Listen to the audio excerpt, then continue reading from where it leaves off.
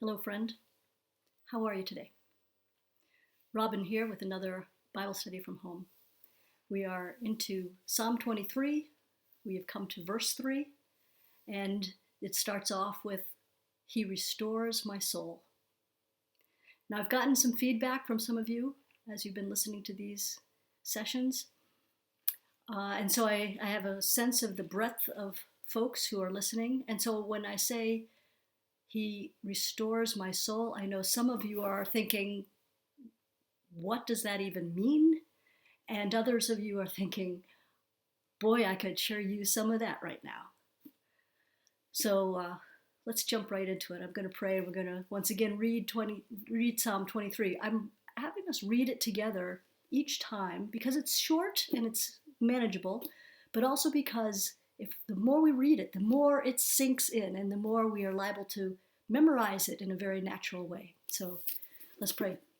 Heavenly Father, you are good and you are with us, and we need you. We need you for our sustenance. We need you as our shepherd, and we need you as our restoration, as our refreshment, to bring us from where we are, dry and withered, to where you can bring us, only you can bring us, to life and joy and peace. So we pray, Lord, that in this session we would together discover a little bit more of what that means, and that you would bless us with it. We thank you in Christ. Amen. Okay, let's read together. Would you read with me at home? Psalm 23. The Lord is my shepherd. I shall not want. He makes me lie down in green pastures. He leads me beside still waters. He restores my soul. He leads me in paths of righteousness for his name's sake. Even though I walk through the valley of the shadow of death, I will fear no evil, for you are with me. Your rod and your staff, they comfort me.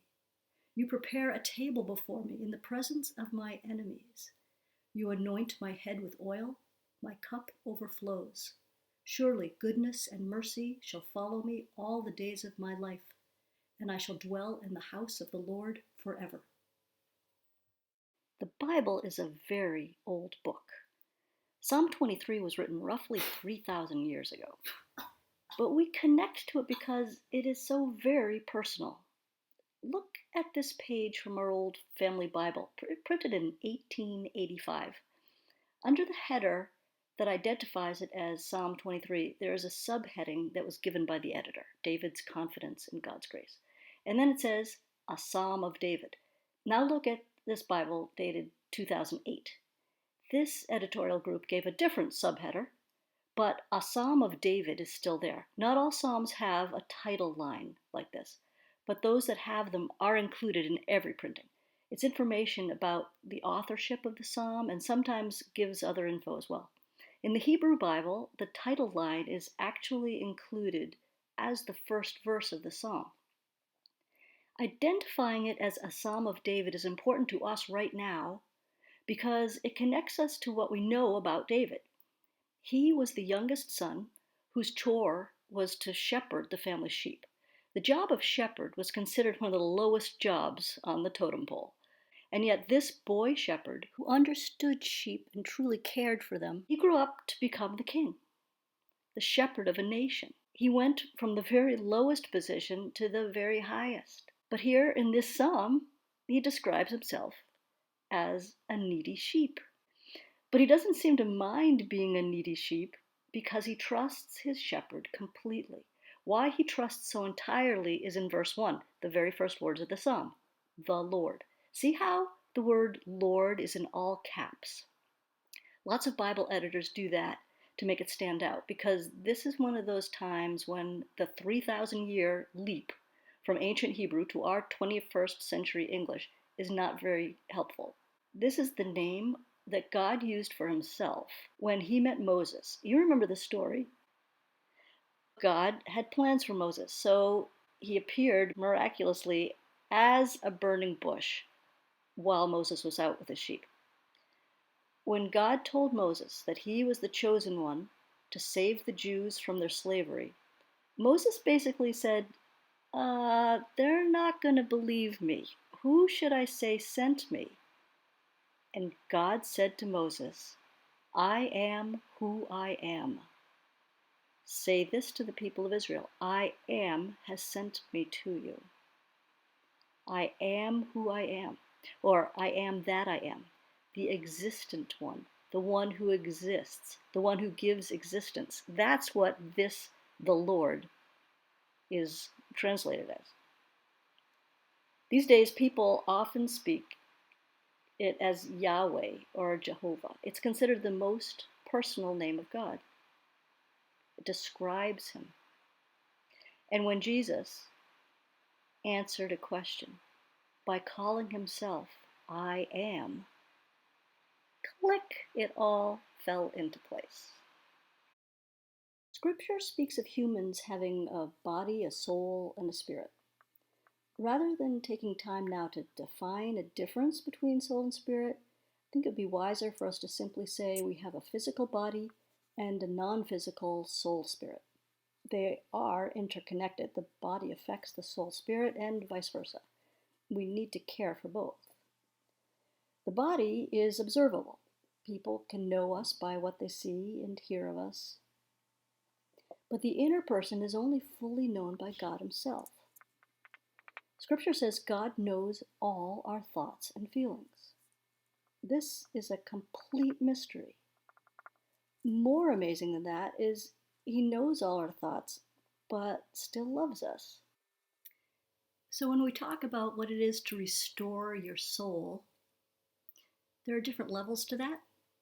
And there are some levels that are just common grace kind of things that we can all enjoy.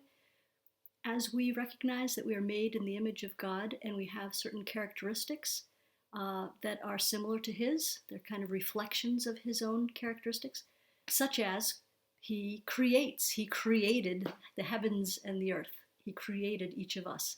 That makes him a very creative being.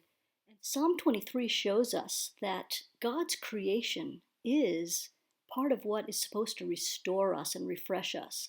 To be outside in nature or to appreciate the other people that he has created is really an important piece of who we are.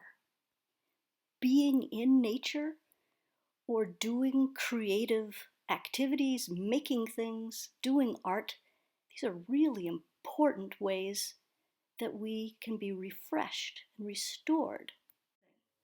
But it's not the ultimate in restoring my soul. That's different. Do you have a thirst to be restored? Saying that the Lord restores my soul is saying that he reaches down and brings me to himself. He does that when I acknowledge my need for him. Part of my need, a major portion of my need, is forgiveness. No matter how squeaky clean I am still not able to stand on my own in God's holy presence. I'm a sheep that has fallen and can't get up without help. I've rolled in the muck and can't clean myself. That's why this metaphor is used. It's a great parallel. My soul is restored when I acknowledge my need of him, ask him for forgiveness, and follow him. He promises he'll be with me always, through the good times and the awful times. He promises he'll love me forever. That is what restores my soul. There's no human shepherd who can actually do that. They can try, they should try, but they can't. Only Yahweh can. So my husband was talking to me about these studies, and he said, okay, so you've written poetry and you have done a meditation. What's next? You're going to do a craft? And I'm like, yes, craft. For this project, this crafty exercise, you're going to need 3 pieces of paper, different colors if possible. If not a problem. It's 3 pieces of paper. You're going to need a pair of scissors. You're going to need some glue or a glue stick. Those of you who are extra crafty probably have one of those hot glue guns at home. That would work too, of course. That works for anything. Duct tape, not so much this one. And you'd also need either a nice bold pen or a fine line marker. And again, some of you might want a few more colors just for fun. I'm going to give you 3 different options for this exercise because I know there's a huge range of people doing this study along with me, and I want you to be able to personalize this more. So we're going to consider a spectrum of people. On one side, we'll have the folks who have, whether you're age 8 or 88, 108, you have more of a childlike faith. You have a sunny disposition. You have a things are going to be okay kind of outlook. A bright, sunny, hopeful disposition. And you come at the Bible like that. You come at your own life like that. You're basically a very positive person. I'm going to put on the other end of the spectrum a group of people who have actually been shattered by life. You are folks who feel like things are not holding together for you very well at all, one reason or another. But you feel like you are broken, seriously broken. And then there's a group of folks somewhere in the middle, and this is a big group, who have more questions maybe, or have maybe a skeptical outlook, or perhaps you are very much faithful but not into feelings so much. You are more give me a grid and let me fill it out kind of person. I don't really want to do a craft. Thank you very much, Robyn. Take your background paper and divide it into quadrants. The left-hand side is going to be things that have already happened in the past, and the right-hand side is going to be the present and the future. You're going to take your piece of paper and cut it into certain shapes. It's going to be a different shape for each group. The daffodils are going to cut out some nice petals. The middle group, number 2, is going to be cutting out little chunks of bricks, and my shattered group is going to tear up their piece and put it like that. So on each of these pieces of paper, you're going to write out things that go into those categories. Things that you need to be forgiven for, things that you need to forgive, your thoughts about today, and your thoughts about the future. With your third piece of paper, you're going to write a prayer, and you're going to cover it on top of all your statements here. You're going to ask God to enter in to your thoughts and feelings and ask for help in forgiving others, ask for forgiveness for yourself, and ask Him to cleanse your thoughts about the future and today. Other things to include in the prayer are statements of thanksgiving, praise that not everything in the past requires forgiveness. There has been good times. And so each of you will have your own personal statements. You'll notice that on my shattered group, I am not writing suggestions on there because if you feel shattered, you are shattered. I don't want to put statements in your mind about it, but then I want you to take your prayer and cover that thing right over. Just know that God is with you and is just covering all those shards. He's got this. He's holding you together. He is with you. I'd like to point out that even daffodils have hard times. Here's one coming through the dry leaves. Here's one that's been severely traumatized. But Jesus brings us life and abundance.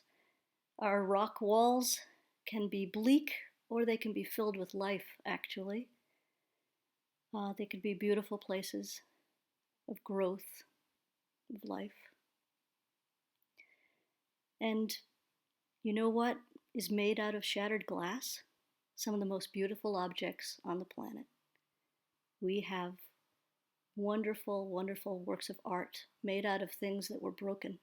Some of the best stained glass I've ever seen was actually made out of glass that was blown out of a church in Germany in World War II. Somebody picked up all the broken glass and put it back together in the most amazing stained glass I've ever seen.